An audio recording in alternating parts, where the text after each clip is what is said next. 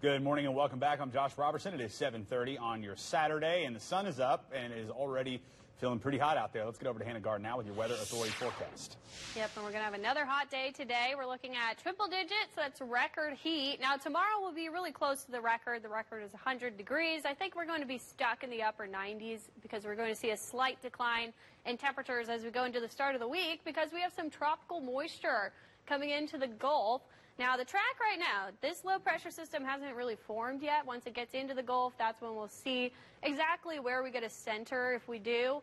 So that's going to determine how much beneficial rainfall we will get at the start of the week. So looking at the tropics, a lot going on. We're mainly looking at the system in the Gulf, but we have multiple systems potentially in the Eastern Pacific. Right now, a very strong Category 4 hurricane.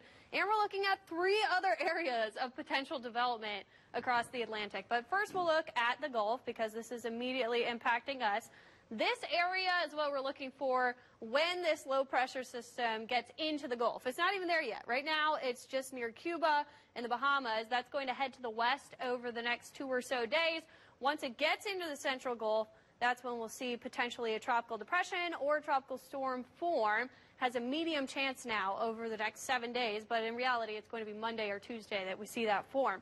Here's what we're looking at right now, just rainfall. We have some thunderstorm activity headed towards Miami and the southern tip of Florida. That's what's going to make its way into the Gulf. That plume of moisture, I think our main chance of getting any of that moisture is going to be Monday when we're right on the northern edge of it.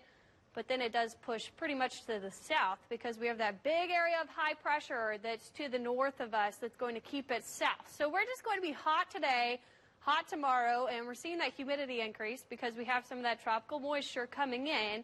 Our main chance for seeing that rain is going to be the outer edge of the system through Monday, but notice it mainly stays along the coastal areas.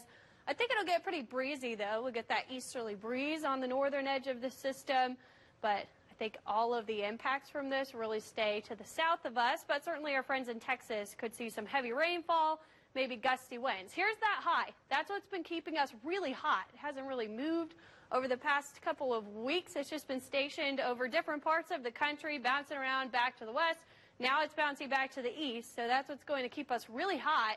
And even into the end of the week, this high just stays there. So we're looking at near record or record heat through Thursday, Friday, maybe even the start of next weekend. But here's that high. It's clear. We're not seeing any storm activity.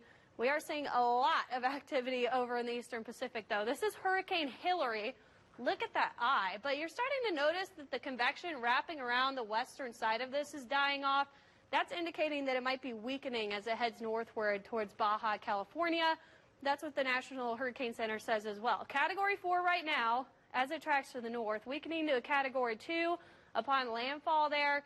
But notice, we have tropical storm warnings in effect from Los Angeles down through San Diego, where we could see tropical storm force winds and a lot of heavy rainfall. So that might impact the Saints game. This is playing out those winds by Sunday. Now, obviously, if you're traveling to that game, this might be some problems for you. 30-mile-per-hour winds to 40 in Los Angeles.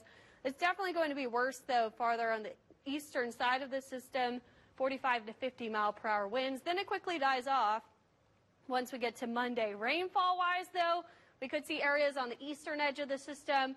They could get 5 or more inches of rainfall. This could certainly cause some catastrophic flooding problems for parts of Southern California. So we'll be watching for that as we head into tomorrow and Monday. We also have 3 different systems we're watching for in the Atlantic.